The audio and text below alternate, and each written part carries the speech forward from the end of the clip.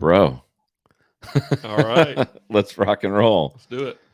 So I feel like literally we've done half this podcast up in the living room. Yeah, exactly. So everyone probably wants to know, what are you doing right now, man? Yeah. Well, I'm enjoying being back in South Carolina, being in Clemson. We moved the family back in January, and just really getting settled there. Got the kids in school there at Clemson, and again, this is really home for us. Where I met my wife at Clemson. All her family's up here in South Carolina. My mom and dad are here, so we just when we decided where we are going to move after Tampa, we decided to come right back home up here to Clemson, and so I'm enjoying that. And the only coaching I'm doing this fall is my son's 4 and under soccer, and I've had some tough jobs, but I think that may be the toughest coaching job of my career. And as we were talking a little bit earlier, they don't listen maybe quite as well as some of my players did in the past. But no, it's good, and I'm kind of enjoying this time out. That's kind of how I look at this. You think about a football game or whatever is going on, and you kind of every once in a while call a timeout and recollect your thoughts and get everything organized and go back out there. And so kind of for me and myself, I'm looking at this year, out of coaching is really a time for me to kind of refocus on spending some time with the family and also thinking about what I want to do next now that I'm back here in South Carolina. So how does that feel to be out of coaching? We kind of had that conversation. Yeah. I've kind of cycled in and out of it, my whole life, but it was my profession for like 8 or 9 years, but it's been yours for a lot longer than that. So how does that feel? Yeah, it's strange for sure, because I would say I'm 42 years old, and for 41 of my 42 years, I've either been the son of a coach or I've been a coach. Right now, my dad's retired, and I'm out this year, so that's definitely strange, and it's a little bit different. But also coaching, and especially at the college level and all the requirements, it can become kind of that endless treadmill, right? And after being on that for a good while, I think last year was my 20th year in coaching. It's been good to really just kind of take a step back, and I'm very fortunate. I've got young kids at the house with Savannah, who turns 8 next week, and Hunter, who just turned 3. And so really being able to spend some quality time with them has been great. But yeah, there's, I wouldn't say that I miss the off season and all the hard stuff that goes into preparing it. But when you're, sit down and watching games on Saturday, that's probably the part you miss the most. And, being around, your players and, just that whole team environment is probably the things that you miss the most of it. But, I've also enjoyed having some flexibility and freedom to be able to do some other things I haven't been able to do. Yeah. I was at a local high school game the other night, and I think it was Lauren. I think my wife asked me, she was like, "So do you miss it?" And I'm like, right now I miss it. Yeah. Yeah. I miss calling plays. Right. I miss, like the being in the middle of the game. I was like, I didn't miss camp. Right. When they were out there grinding during camp, I was like, no, I'm good. I'm out in the woods, scouting my Right. land, doing whatever. Yeah. But yeah, it's interesting when you do it all the time, and all of a sudden you don't. There's parts of it you miss. There's parts of it you don't miss. But when I look at it, so everyone asks me, like, how do you know Jeff Scott? How do you guys know each other? Right. And Yeah. I always tell the story, but Right. I want to hear you tell the story, because I'd like to see if you tell it different than I do. No, well, because we've known each other for a long time. Yeah. First of all, we knew each other whenever you were working with my dad there at South Carolina. And I was a young pup. I was like 22 or something like that. Right. Yeah. It was my first. I coached 2 years for Brian Kelly at Grand Valley, but then I came down here and I was young. That was my first gig. Right. So that's where we met and spent a little time together. And you were how old? You were like, yeah, I was in high school. High school at Hammond. I was 15, 16 years old. And, but I went to all my dad's games except one. I missed one away game my senior year of high school when they played at Kentucky. But back when my dad was coaching at South Carolina during that time, the coaches all wore headsets that had cords on them, right? That's right. Now they have the wireless version. You were the cord. You were his cord guy, but right? I held his cords, so I was out there right in the middle of all the timeouts and in the middle of the action, and maybe tried to trip a few people every once in a while or something. So, anyways, I enjoyed growing up there and having that experience. But that's where you and I had met, and then I know you moved on, going to some different stops in your coaching career, and I went to Clemson and played ball there, and then I came back after I graduated in 2003.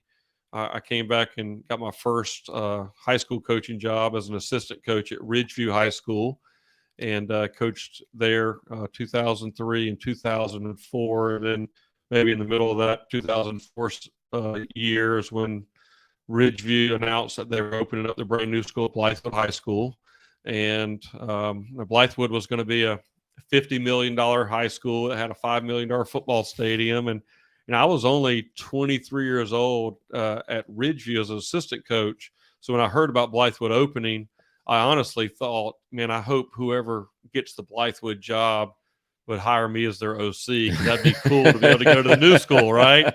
And then Dr. Sheridan Budden was my principal at Ridgeview. That's right. And she came by my portable, because that's where they put the new teachers. I was out in portable P26 at the Ridgeview parking lot. I remember that, because when they had that school was growing so fast, then they were building Blythewood to accommodate all that overgrowth, but there was portables everywhere. Oh yeah, the best part about it was after school, when it was time to go to practice, you had like 10 feet and you're on the practice field. So you're like right there. It was right behind the school. But yeah, Dr. Budd, in middle of my second year, she came by my portable and pulled me out, and she let me know that she was going to be the new principal at Blythewood High School. She was going to move from Ridgeview to Blythewood, and she told me that she wanted me to interview for the head coaching job. And I can remember, like, did you about crap yesterday. yourself? Yeah, like, I mean, you're hoping you're going to get the coordinator gig. Immediately, what went through my mind, I'm glad I didn't say it out loud, but I'm sure I said it in my face, is, are you crazy? Like, I'm 23 years old. Like, I'm just trying to figure out what I'm doing in the classroom. But she, I think she was impressed watching me as a teacher, and she had heard good things maybe with me as an assistant coach at Ridgeview, but really, she was really strong in the academics. And, as a new math teacher, sometimes you get the lower level classes. And so I had some of the math tech ones, which were a lot of the ninth graders that maybe were struggling in algebra, and they all were doing extremely well. So she thought, well, man, this new young coach is, a good teacher. If he can do this in math and he's got a good background in football, he'd be a good head coach. What she didn't realize is I coached all those ninth graders. And so if they didn't bring their book bags and their pencils and do their work, they were running after practice. But I didn't tell her that. So I ended up, getting the head job there. I mean, she really believed in me. And, there's always, as you look at your career, there's always kind of that first person, maybe outside of your own family, that really believes in you and gives you that chance. And for me, Dr. Budden was that person for me, because and one other, and I'll get to what we're trying to talk about here, but one other thing I thought was really cool. So when she decided she wanted to hire me, she told me, okay, I'm going to the school board today, to school board meeting tonight, to make it official and let them know that you're my hire. And I'll give you a call here in an hour and a half and let you know we're good. So at that point, she had already accepted the principal job at Blythewood. Yeah, okay. She'd already accepted the principal job at Blythewood. And because she went there six months before, the rest of us. So she called me that night when she was supposed to tell me, congratulations, I got it all approved. And she said, we ran into a little bit of a hiccup. The school board was not supportive of her decision to hire me, because I was only 23, maybe about to turn 24. But she said, she'd been in this district for over 25 years, and this was going to be the third high school that she was opening up. And the principal, she said, I'm going to appeal in 2 weeks and make sure that we get to hire you. So she did. She went back 2 weeks later to appeal to hire me. So think about that, though. I mean, like, you're talking about somebody who has a career in education, right, is leaving to open this huge school, this huge project, and she's putting her butt on the line for a 23-year-old kid.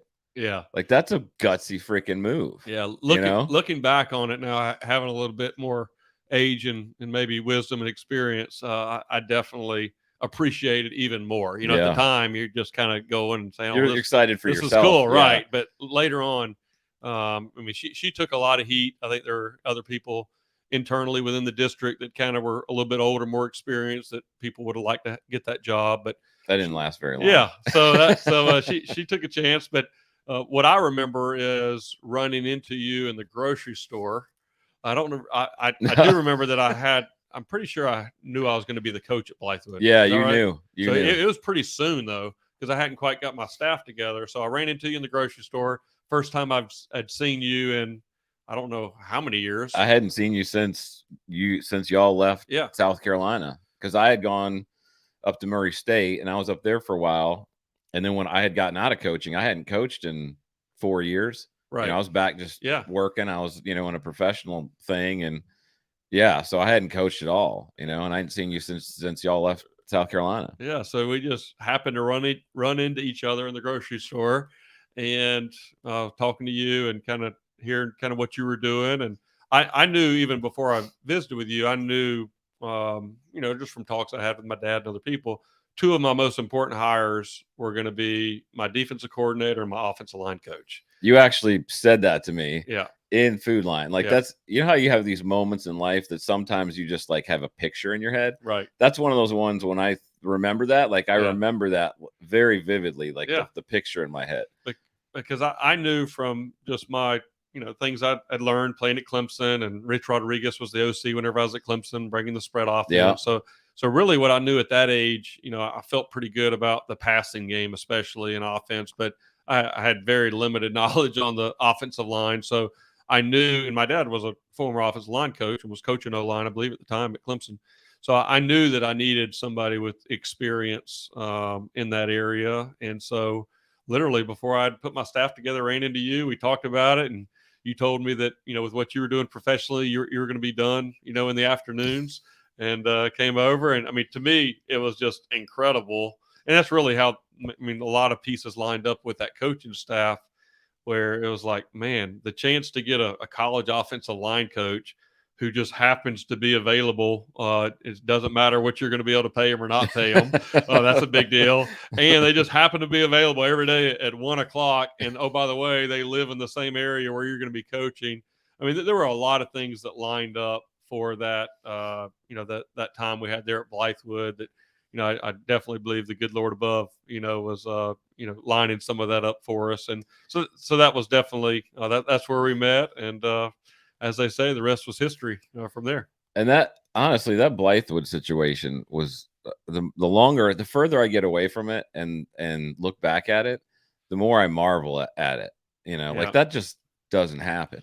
And the other thing that I remember about that, I mean, there was a lot of things we could talk the entire podcast just about that, but there was probably at least 10 key moments in that, first varsity season where kind of the game's on the line, and are we going to make the play or are we not going to make the play? This big third down, right? Or, I remember a night at Chester, we're playing for the region championship, and, the ball goes between Richard Mounts, our quarterback, on a big fourth down call, I believe. The ball goes between his legs, and, we were going to be running power or counter, some running play, and, he's scrambling to pick the ball up and then just heaves the ball in the end zone. And there's Marquand Jones catches the ball, touchdown, right? And after the game, our AD, Vince Lowry, comes up to me. We win the game. We win the region. And AD comes up and said, "Hey, I love that trick play you did there with Mounts, the ball between his legs." You're like, "Yeah, we worked on that all week." Oh, like, thank you. That's one of our ones we've been saving for just this moment. But, and then there's several moments throughout that year where I felt like we got all the breaks. And I actually brought that story up last year at South Florida when it was the exact opposite, and I felt like we didn't get any breaks. Mm-hmm. I said, maybe the football gods here are trying to even out the score, because little did y'all know, at the beginning of my career, I had a year where everything, kind of fell right. And my other funny part about Blythewood, that I always have to tell this part of the story because I just think it's hilarious. So, we win the state championship, and just an incredible run all the way through. Win the state championship on a last-second field goal. In our first year of varsity football. First year of varsity football. Unheard of. And it was also the first year that a Columbia high school had won a state championship in football in over 20 years. Right, because at this time, Dutch Fork was not. Right. You know, Tom Knotts hadn't gone there. Dutch Fork was average. So, you know? so the funniest part of the story for me is the end of that night. The superintendent of Richland 2 at the time comes by, and he's putting the medals over everybody's head, and here we are. He reaches into his coat pocket and pulls out, and he's got. I remember this. He's got this envelope, and he said, "Coach Scott, on behalf of myself and everybody at Richland 2, this is a token of our appreciation for a great job this year." I said, "Thank you." I put it in my back pocket. You're like, how much cash did you think was in it at the time? In my mind, I thought it was a check for $500. Right. Because what I remembered hearing was some of the high schools up around Rock Hill, where maybe it was a little bit more emphasized, their assistant coaches would get $500 every week that they were in the playoffs. So in my mind, when he handed it to me, I said, "Man, that's awful nice," because I wasn't expecting anything. It's Richland 2, though, so it's not going to be anything more than that. Yeah, so I'm thinking it's a check for $500. Yeah. So, I get home. It's like 2 a.m, right? I still got Gatorade all over me. And I reach in my pocket and I pull that out and I open it up and I looked, and it was a $20 gift card to Chili's. And I went and told my wife and I said, "Hey, baby, we've made it. This is the mountaintop. I'm going to be able to buy an appetizer and maybe 2 drinks. And that's it. Not our meal, but an appetizer." And I just thought that was hilarious, That is the best story. But you know what? That was really it wasn't about any of the money or any of that stuff. It was just the experience with the guys and, incredible time. And so I really feel, I see your bow you've got up here. I really feel like I was a kid going out hunting for the first time that shot this monster buck on their very first trip, to have that in my literally first 3 or 4 years in coaching, to have that kind of experience. I felt like I was kind of playing with house money the rest of my career, honestly. So that was incredible and a special time. And obviously that's why you and I have a great relationship, because of that experience we were able to share together. Yeah, that was neat. The 2 things, well, I remember so many things from that season, but the 2 things that I remember, and I still talk about the first one a lot, was it was either second round of the playoffs, second or third round of the playoffs. We had to play Greer, remember? Yep.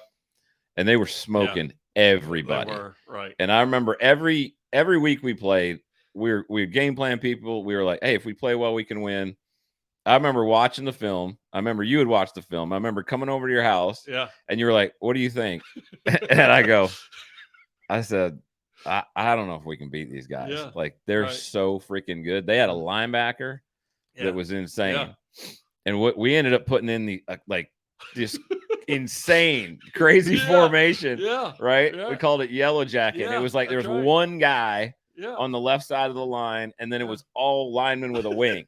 Yeah. And we put 3 plays in. Yeah. And we ended up they got so bamboozled mentally in the beginning of the game that they never caught up, and we freaking smoked them. Like, that was one of those games where when I was like coaching teams later that didn't think they could win, I would tell that story. But my favorite part, I didn't think about it till right now hearing you say that. So we had a PE class, right, the 4th block. And so I remember on that Monday when I started putting that stuff in, Richard Mounts was kind of our star quarterback. He looks at me and goes, "What are we doing?" And I kind of looked at him and I was like, "Trust me, we need these plays. You'll see the video later. Just trust me." He's like, "Okay." Yeah. When you see that linebacker who freaking covers the field in like 4 steps. Yeah, that one. And then the other one that I thought was funny was in the last game before the state championship. We were playing Clinton, and it was a score fest, right? It was like touch back and forth. And literally, they were averaging 4 yards of crack on the belly. Yeah. And they drive down the field. It's 4th and 1. They're on the goal line. They score. They beat us. Yeah. And I'm on the sideline. I'm like, they're running the belly. Yeah. Like, this is over. Yeah. They run a toss sweep. Yeah. Right. And we freaking stretch it to the sideline and Yeah. win. And I'm like, who you talk about out coaching yourself? Holy freaking crap. Yeah. That was insane. They missed it. Literally, the ball, it was like, is he in? Is he not in? And I saw hands going up. And so I thought we lost, but I thought it was official, but it was like one of their players. And so the funny part, add on to that story, is so we beat them because we hold him out on that play, right? Yeah. He didn't get in. It's a controversial deal. And so we go on the next week to win the state championship. And then 3 weeks later, I take the receiver's job at Presbyterian in Clinton, right? Yeah. And so, I mean, it's not, 4 weeks after that game, I'm in the hardware store in Clinton, buying something to get ready for an official visit there at Presbyterian. And, I don't think anybody knows who I am or anything like that. So I check out. And after I check out, I start walking towards the door. The guy that checked me out was an older guy. And he yells at me and says, "Hey, Coach Scott." I said, "Yeah." I didn't even know he recognized me. He said, "By the way, he was in." And I'm like, all right, there you go. That's South Carolina high school football. I was going to say high right school there. football in South Carolina. They don't kid around with it. Pretty cool. Yeah, that was an amazing experience. And then obviously everyone knows what the whole deal is with Clemson and everything else. Yeah. I mean, we could sit here and talk about where you coached and all that stuff forever, but honestly, like we just talked about it for 2 hours. Right. Yeah. I'm interested in talking to you a little bit about just college football in general. Sure. And what's going on right now. One of the things I was going to ask you was, I started coaching college football back in the 90s. You've been doing it forever. What do you think about what's different? Well, let's start here. How is recruiting different today than it was 20 years ago as a coach? You're a coach, you're going after kids, 2000 versus 2023. Yeah. Well, I would say, I know we're going to get into the NIL and portal and all that stuff here in a minute, but it was before that. It was really social media. There's so many things. So if you think about, I mean, I go back to when my dad was coaching at Florida State, right? That was 1983 to 1993. Right. They went on an incredible run, and Miami was incredible back then as well, right? Miami won several national championships. But back then in the 80s and early 90s, there was no YouTube. There was no social media. Right. And so it was TV. It was TV. It was a lot harder for out-of-state schools to come in and recruit Florida, right? And get kids and their families to get on a plane, come out and see them. So it was a bigger advantage, I guess, in recruiting to being able to keep guys that are local. Well, now you fast forward and a kid in Florida his parents can watch YouTube videos of the staff and learn all about it. And whenever they talk to, the coach at Southern Cal for the first time, they feel like they know everything about them. Yeah. And it made the country feel a lot smaller and easier to get to. And so I think that had a big impact on recruiting as far as being able to kind of go, you can look at the time that I was at Clemson, right? There was a time for many years, right? Whenever I was at Clemson, my dad was coaching at Clemson, kind of that, late 90s and early 2000s, where Clemson and South Carolina both really mainly recruited in the state of South Carolina. They signed 25 guys.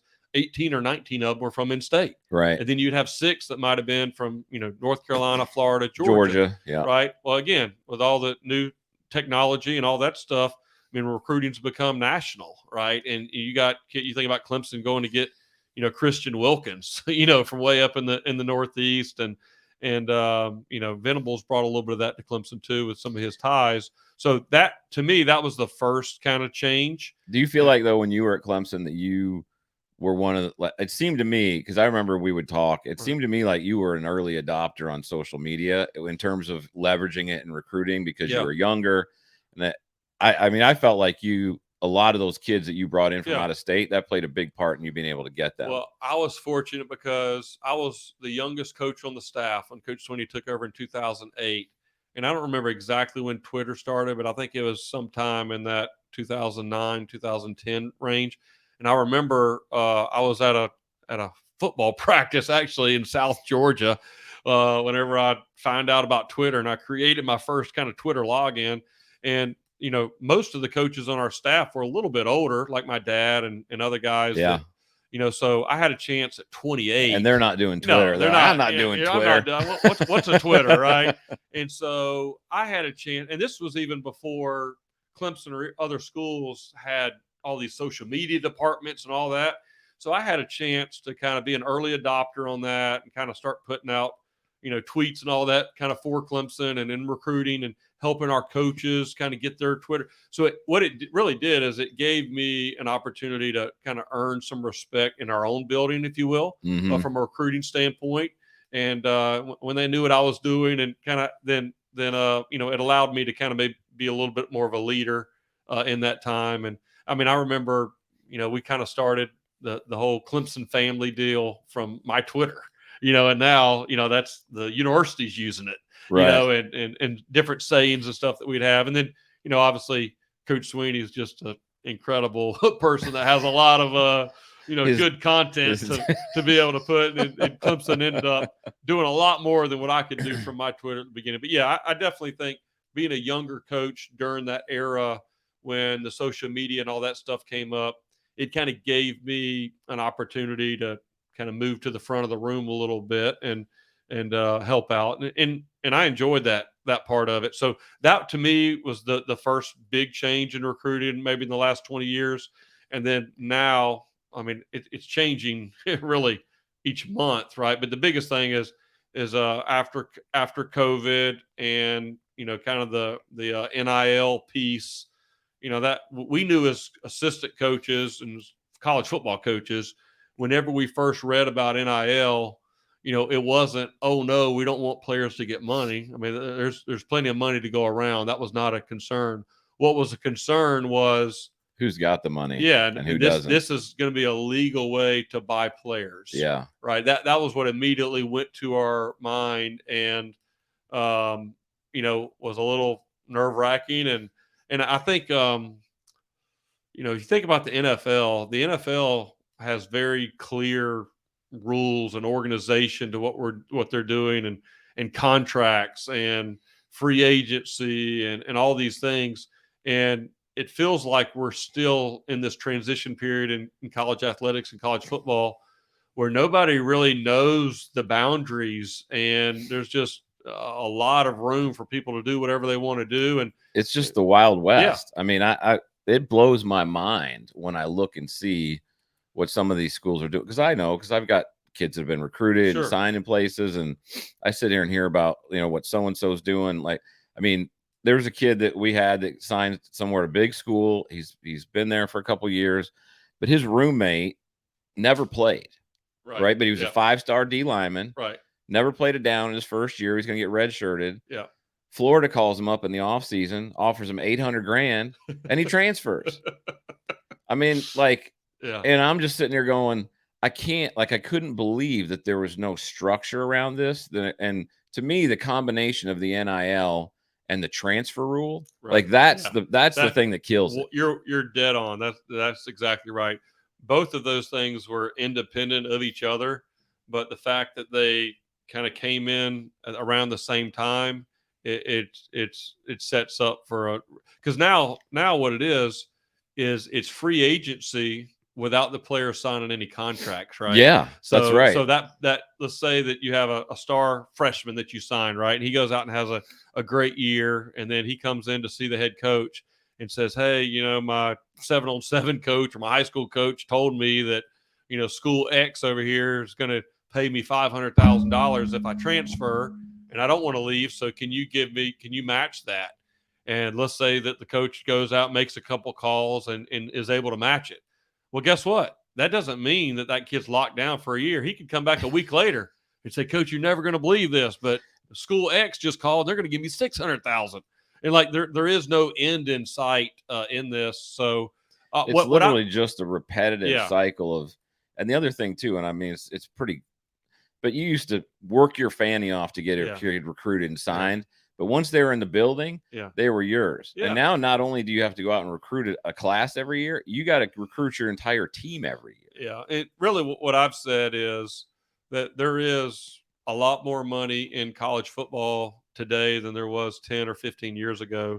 So I am all for the players being able to be able to get their share, right? Whatever that looks like, right? And figure out. We obviously got to be careful with all the other sports that have been paid for by college football, right, in the athletic departments. But I'm all for that. But what I feel like is the NCAA or the conferences, however you want to look at it, just kind of we're not proactive enough. I feel like if our leadership would have come up with some, better ways to do this, I think we would be in a better spot. But when you don't, and you just kind of fall asleep at the wheel a little bit, and then you let the courts and the legal side start determining what you can do, then you kind of get into this mess where we are. So that part is I think frustrating for everybody, because there's also, the current environment.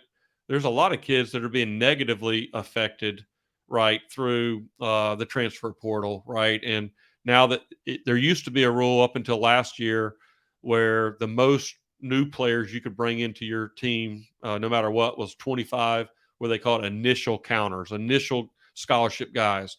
Well, Okay. due to COVID and how, That was your freshman yeah, plus anybody you yeah, took in as a freshman transfer. versus anybody else. It didn't matter if you had 30 guys leave, you could only bring in 25 initial counters, Right. right? And Okay. so if you did have 30 guys leave, which would happen with a big senior class, you'd bring in 25 new guys, and then you would use those 5 scholarships to reward walk-ons or whatever until you could kind of get back on a normal path.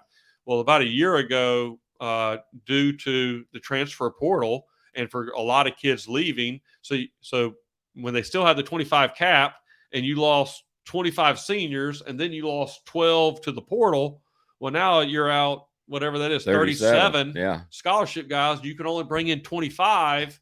Now your You're numbers are playing down. with 60, all these walk-ons. So what they decided to do is remove the cap. Well, now what that's created is, what's going on at some of the schools. We can bring in as many dudes as we want because we got plenty of money, right? So that's the part everybody hears about. But what they don't hear about is when new coaches take over a job and they run out 50 guys, right? And those 50 guys, they had chances to go somewhere else. And now they're coming to your place and they're 2 years into school. And now their scholarships taken away. They have to transfer. They have to find somewhere else to go. Well, number one, if you got cut from one team, you're probably not going to be on the top of somebody else's list because there's more people available because of the portal. But also, when they do transfer, they're going to lose probably 15 to 20% of their credits towards graduation. Right. And so there are a lot of guys that maybe were forced to go in the portal or even chose to go in the portal thinking that there's this, greener pasture out there. And then after a year of being in the portal, not getting picked up, they're going to get a job. And now they don't have a scholarship. They don't finish their education. There's a lot of those stories, but those stories are kind of untold because the highlights are these guys that go and do well. So, the other thing too, I mean, there used to be, it was an unwritten rule that when you gave a kid a scholarship, that scholarship was good the entire. Could you have cut them and taken it away? Yes, but no one did it, because the fear was if word gets out that we take kids' scholarships away, we're not going to be able to sign kids. And now that's completely gone too, right? So this idea of, I mean, to me, that there was a double-edged sword there, because some kids, if you missed on a kid, you were stuck with that scholarship for 4 years. But at the same time, that kid knew when they signed with this school that school was making a commitment to them. And now it's like you said, I feel like I'm literally blown away by the lack of foresight that was put into this. Because I'm an outsider looking in, and when I heard about this, I literally, all this stuff that's happening, and I was like, how are they going to keep this from happening? And they just had no plan to keep it from happening. Well, and this goes to a bigger piece of it. I've heard, this was definitely not my idea. I've heard maybe Kurt Herbstreit talk about this a little bit. What I'm in favor of is finding a way to have a commissioner for Division I college football, because the reason of what you just described with not having great foresight or not making good decisions is there's no one person that's really making these decisions. It's just a lot of committees. And the people that are on these committees may be from a Division III school that doesn't even have a football team. Right. And that president is the one making decisions on what you just talked about with the portal or this, that, and the other. Something that they have no concept of whatsoever. And it is very hard for the leaders, if you will. Or we could name maybe the kind of top 5 most respected college coaches, but they really can't do anything. They can say something in a press conference, but they can't. But I feel like if there was, once this thing really gets narrowed down like it is, where it's the top 40, 50, top schools that are all kind of getting ready for this playoff system or whatever it is, if they could find a way to get a commissioner that he could still have boards and people that, suggest things, but we could get things done. Because that's the problem, is these things, they've been talking about the portal and all that for 10 years. It's bureaucracy. Yeah. And so what happens is coaches who have good ideas and suggestions, they decide, you know what, I can't change this anyways. Let me just go be about my business. And that's why it had kind of gotten to where it is. But I do want to say this one final point on this. I think NIL, I think players having a way to get, some of the money for all the big money that's coming in, and players having access to be able to leave to go to one school to the next. If after a couple of years it hasn't worked out, I'm fine for that. But there's some really negative consequences on the other end of it that are not good, for the game. And quite honestly, some of it's not good for the student athletes. Like if somebody would have asked my opinion, which obviously, like I said, there's no one group to ask anybody's opinion. My suggestion on the transfer piece was, after you have stayed at that school for 2 calendar years, right? You've gone through 4 semesters at that school, right, and it still hasn't worked out, and you want to leave, then fine. The reason I think that would have been a great rule is, this, right? How many freshmen show up thinking they're going to be the guy, right? I'm going to play early, all the stuff the coaches told me. They're the best kid on their team. They're the best Every kid one on of their them team. is. I'm going to play early and all this. They get there, they get in the back of the line, and they realize they're not going to play as a freshman. Right. Well, back, quote unquote, in the old days, which was about 5 years ago, right? You had no option. You'd call your mom or dad, you'd call your high school coach. You'd cry, and I'm homesick, and I miss my girlfriend back home, whatever. I want to come home. And they'd say, no, suck it up. You went there. You keep putting in the work. Your day's coming. And, all of a sudden, after that first year, they get in their sophomore year, they're a little bit more confident what they're doing. Maybe they're getting a little bit of playing time and figuring it out. By their junior year, they're a starter. In their senior year, they're standing up there at their sports banquet, and they're saying, man, I appreciate my parents, my high school coach, for not letting me quit as a freshman when I wanted to. It's made me who I am today. There are tens of thousands of stories just like that. Well, now what happens when it doesn't happen in their freshman year? You know what they say? I should have gone to this school. Right. I'm going to get in the portal because these guys don't believe in me. Well, then they get in the portal, they leave, and they find out that their problem's still at the new school. And then after they do that, they want to leave again, and it's over, and they never had a kind of got to push through that tough point to get there. So that would have been a very – I think it would have slowed it down a little bit. It would have been a great deal. And you as a coach would know, hey, I get 2 years with this young man to show him that he belongs here or whatever. He can play here, this, that, and the other. But, I mean, I've got parents that call me now that I'm out of coaching. I mean, after 2 games, they're wondering if their kid should leave somewhere. I know. As a true freshman, I'm like, no, you got to get through this hard to get to the other side. And so, those are some of the challenges. But I mean, I think the point that you just made is so big, because I was actually going to say the same thing. I know part of it's philosophical in nature, and I know that doesn't really get included in most of these conversations because it's such a business now. But to me, one of the beautiful things of this sport is what it teaches people. Sure. Right. And a lot of the stuff that I've achieved in my life that has nothing to do with football has to do with what I learned. Right. Having to grind through stuff that was painful, uncomfortable, wait in line, and even recognize that I'm not good enough. Right. Right. Sure. Yeah. And get over all that stuff instead of saying somebody's against me, somebody doesn't recognize how good I am.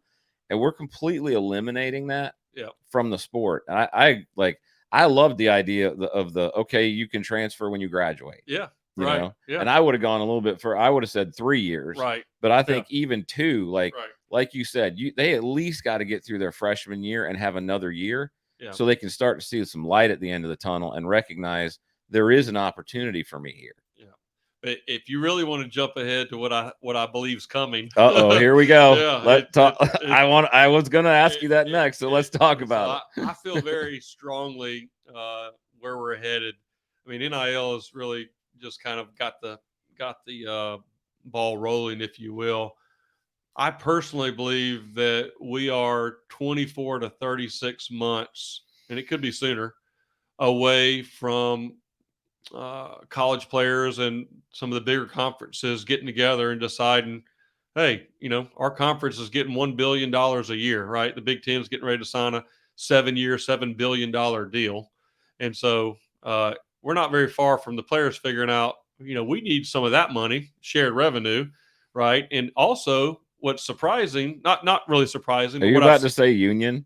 well, I know they're Are we getting. going to be doing I collective know, bargaining agreements in yeah. college? Ultimately, what I believe is coming very soon is the players are going to stand up for themselves and say we deserve some of that money, right? And the coaches' salaries are getting ridiculous. All these things, but here's something that I didn't think was going to come, but I see it happening. There are coaches in the Big Ten, and I've been reading some of their comments and different things, and they're talking about, you know, they're talking about shared revenue for their players, and the reason they're bringing that up is they're tired of having to make all these calls to these big boosters, big donors, Yeah, saying, "Hey, can you give me $1 million? I need you to give me $2 million." Well, the truth is, these kids you're bringing in, you're 50-50 whether they're going to pan out. that's So if right. you're the head coach at this major university and you call your biggest donor and I say, "I need $1 million for this quarterback," and then he comes in and he's not good enough, well, that's damaged that I was going to relationship, say, guess what? That guy's not giving you money right? And anymore. not only is he not giving you money, he's not giving it to the school or the athletic department That's anymore. right. So I think what the Big Ten coaches have figured, because I've seen about 4 or 5 of them make these comments where they've started talking about we feel like the time's coming. Right? Harbaugh talked about it actually not too long ago, and he's talking about the time's coming for shared revenue. And the reason that they're for it as well is because that will slow down. They will not have to be on the hook for calling donors about NIL and money anymore. Because right now, what they're saying is, "Hey, we're going to have this extra 25 million over here starting next year that's sitting there. Like, I don't need to be making all these calls and raising all this NIL money if we can just use that money that we didn't even have. We didn't have anything attached to those dollars. That's just going to be new money coming in." So I think the coaches are going to be at the bigger conferences that are having, which is obviously right now the Big Ten and SEC with the big contracts. The coaches are not going to be hard to convince. I think the ADs know that it's coming. So here's what I think is going to come with that, right? I mean, quite honestly, Yeah. that would provide a lot more structure because then at Yes. least you could sit there and say, okay, here's an allocated pool. Yes. Let's put apples to apples and at Yeah. least put people on a And, level playing field. and here's what I think is going to come with. And again, this is not me hearing it anywhere. This is just my gut feeling. I think when that time comes, we're going to see contracts, right? So you're going to have a player Contracts with college athletes. contracts with college Okay. athletes, because right now that's the difficult thing about NIL. Right, a coach can go raise a bunch of money for a kid, to get NIL. I guess legally they're not supposed to, but that's what's happening. Mm-hmm. But you could go do that, and then 1 year in, the kid leaves and goes somewhere else. But he got paid. Right, but he got Yeah. paid, right? And so what I think is going to happen, and again, may not. This is just my personal opinion. I think that when the shared revenue comes, they're going to say, "Okay, we're going to do this, but we're also going to put you under contract," right? And I think the coach and the kid are going to be able to decide: do I want to sign a 1 year deal? We just want to do this 1 year and see how it is, or you know what? Hey, we'll sign you to a 3 year deal. And the kid have to decide if I want to sign to a 3 year deal. And so, because right now, you think about the NFL, there's no other market where you can just get as much money as you want, but not be tied down to any Yeah. No contract. commitment on your Like end. It's a one-sided there's deal. nowhere else in the country where Right. that goes on. So there's going to have to be a little. So I think that's going to kind of help stabilize it a little bit. Now you're going to get into these issues when you start talking about shared revenue with the players. The university presidents are not going to like that every player on the team is getting paid $200,000 and their average faculty, salary is $110,000. Right. So what I think is going to happen is, and it's really just going to be how they or organize it. But I think the athletic departments may become an outside business related to the university, but not underneath the university directly, so that they can kind of work that part out. That, hey, this business that goes on associated with my university is what is paying these kids' salary. It's not the same dollars as the university, because I think that's where there's going to be some issues. And then the other thing that everybody's worried about, and I'm worried about as well, is, yes, let's say that the teams that are in maybe the top 2 conferences, they can afford to do that with their new deals. But there's other teams that are in, Power Four now conferences, that if they had to spend $20 to $25 million a year on their players, they would not be able to pay for their Olympic sports, right? And Yeah. that's a danger to this model That's right. is, yes, those top 30 schools that are in those, they can afford to do it, but Sure. everybody else, you're not going to be able to afford. So now are we going to cost opportunities, right? And I got a daughter, Savannah, who's 8 years old. I hope that college athletics is available to her one day if she chooses to do that. But that is a danger. And then the other danger is for group of 5 schools, right, that are not in that are not getting that kind of money. Now, does some of those schools, and this could be over 5 or 10 years, do they just decide that, hey, this has gotten so expensive, we can't afford to compete in this area, right? And this is so much money, we're just going to get away from football, right? We don't want to join that deal because it's costing us so much money. It's an arms race. We just can't compete. We can't put a product on the field, big enough that our donors are happy with. So we're just going to unfortunately, I think that's going to be some of the negative sides of it. But we're literally months away just from players saying, "Hey," and we almost saw it during COVID, right? I was going to say, Remember so you said that's like 24 to 36 months in your mind, right? So how does that actually happen? Like, what does that look like? How do those people band together and start doing that? How does it execute it? I think smartly it would be done in January, February, where it would give the conferences and schools, a 7 or 8 month horizon. Do you think it's going to be led by the schools themselves, or do you think? I'm thinking it's going to be the players from one of the top 2 conferences. It's just my gut feeling. Get together, talk, and they're probably going to have some people helping them, right, on the lawyers or whatever. And they're going to get together, and the top players from those conferences are going to have a press conference and say, all the players in this conference, we've all talked, and they're going to show these numbers, right? And you're probably going to have a coach at some conferences getting paid $50 million not to coach anymore, right? It just looks really ugly. You're going to have that kind of stuff that they're going to go over, which is hard to defend. And they're going to say, hey, we don't want to, create some hard strike scenario, but we have talked and we do believe that we deserve part of that pie. And we're letting you know now. We're giving you 8 months in advance to know and figure it out. To figure it out, we'd like to sit down at the table and see what that looks like and be open-ended about it. And then there'll be a little caveat there that if you don't choose to work with us on this, then we may choose not to play next year. And so, I think there was a movie, I didn't watch it. There's a movie called National Champions or something that came out a couple of years ago, maybe 2 years ago. And the whole premise of the movie was that the players were going to sit out the playoff. But no players, when you get to the playoff, those seniors aren't going to sit out. And, this is going to happen in the offseason. It's going to happen in the offseason. Right. But what I'm telling you is I feel that the schools and conferences, especially in the 2 biggest conferences with all the money, that they won't fight it. They know it's coming. You can already see the quotes and all that stuff. So what I'm hoping that brings is an opportunity for some type of balance, right? In the NFL, you have your salary caps. And right now it's, if Elon Musk chose one school that he wanted to see if he could, create a power and, give $1 billion to, you could give that to any school. They probably could build a really good football team, and they're just crazy. I mean, you look at the Saudi money coming into the PGA Tour. So we're leaving ourselves open right now to some crazy scenarios of some booster wins, $500 million and wants to see if they can spend $100 million one year and, buy the top 25 players or something. That's just all craziness that shouldn't be in a game like college football and college athletics. So I think that's ultimately the next shoe to drop, in my opinion. But it's going to give some opportunity to create some structure, because right now we're in a little bit of a spiral and we can't survive, in my opinion, if it stays in this current model for 3 to 5 more years.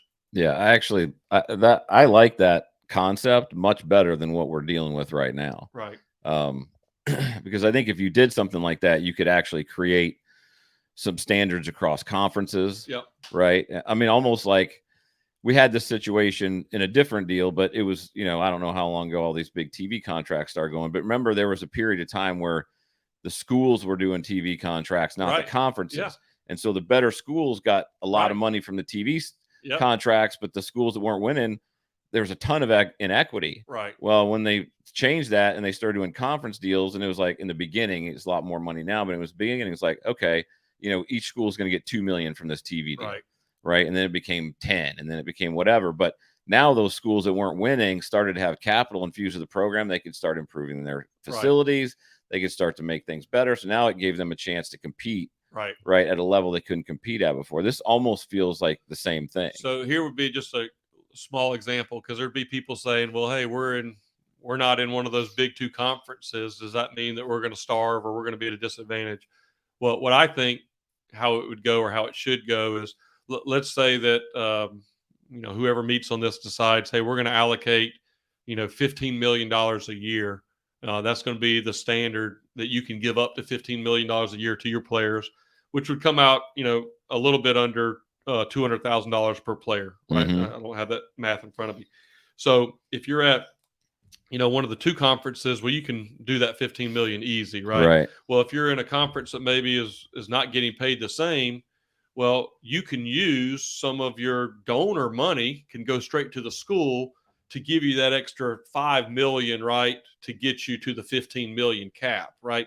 But at least the donors are giving money to the school to help subsidize the TV money that they don't get, as opposed to you going having to go to each donor and raise money for a kid. And right now, what the problem is for the donors is when they're giving money to the collective, they don't get credit towards the school and their seats. So they're having to give all their money to the school to keep up with their skybox and all this stuff, and then and give money here, over to the collective. If once it gets worked out, in my opinion, whatever that kind of cap, and I'm sure that cap will grow over time, right? Just like the NFL, the schools that are in maybe the other two conferences, they'll still be able to reach the same number. They just might not get all their money from TV like the bigger conferences will, but that'll be a much better model than where it is now. But that's coming. People can, put their head in the sand, but that's also going to be the first time that we get some stability. And will NIL continue to happen? Yes, but it'll be on a lot smaller level. Right now, this is, kind of the top level, but it'll be, done at a less extreme than where it is now. So do you think there's any potential chance that the NCAA is going to restructure the transfer rule?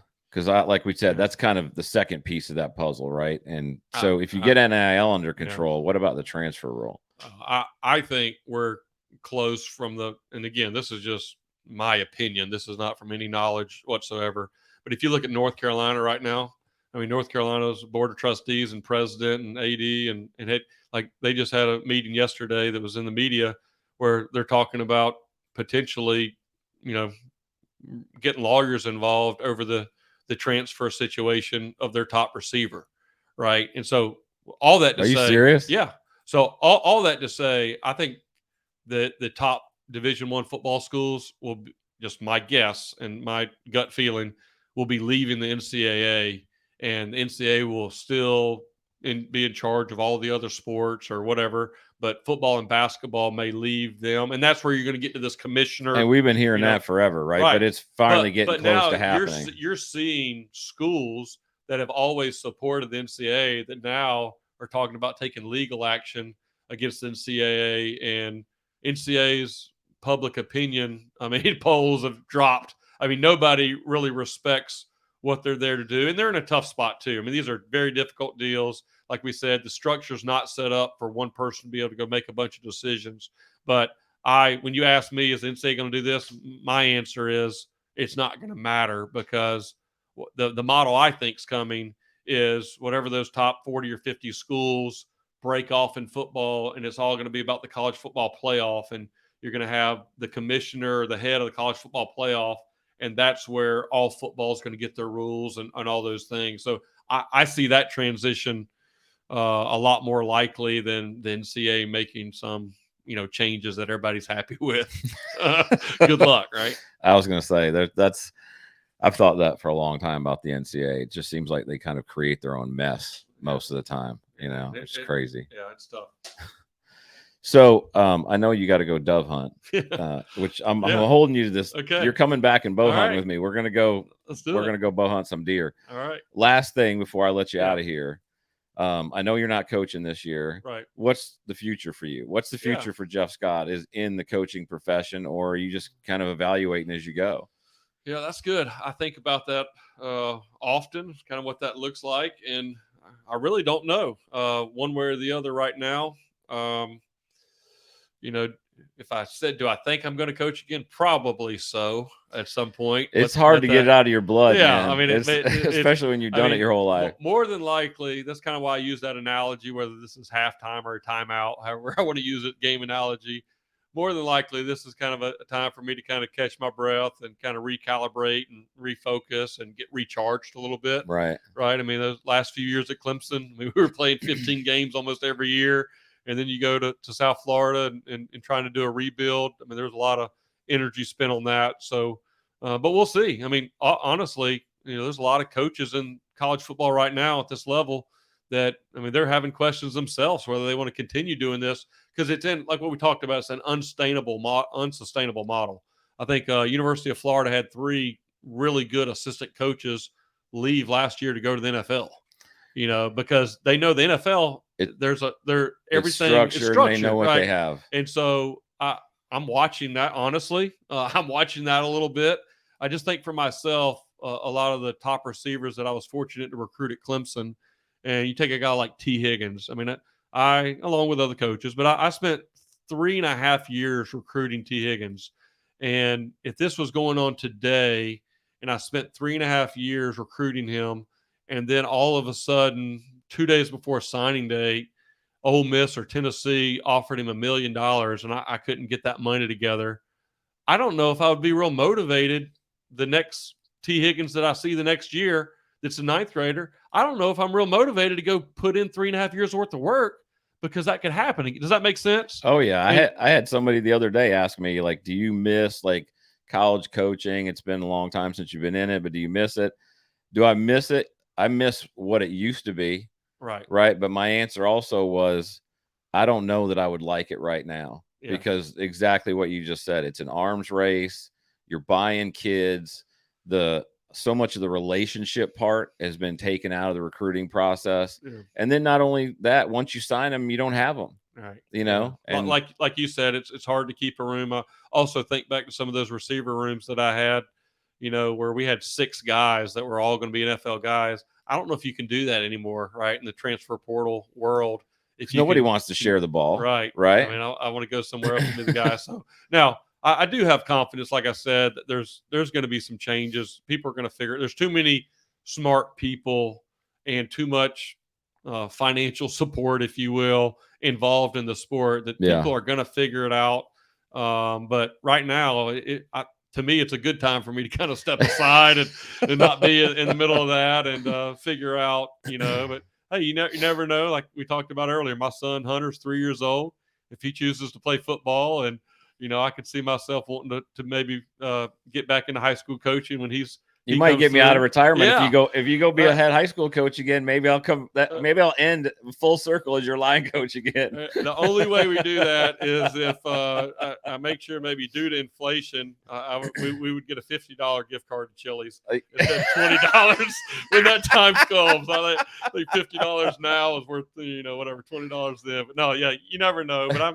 But we're glad to be back in South Carolina, and definitely. I'm looking forward to be able to do some stuff like go bow hunting with you. Man. I haven't been able to do pretty much my whole life. Well, next time we had so much we didn't talk about, but I'm going to let you get out in the field. And next time you come up here, we'll go spend some time out in the field, and then we'll shoot another one of these. All right. Sounds good. Thanks for being here, Let's brother. do it. It's great seeing you, man. All right.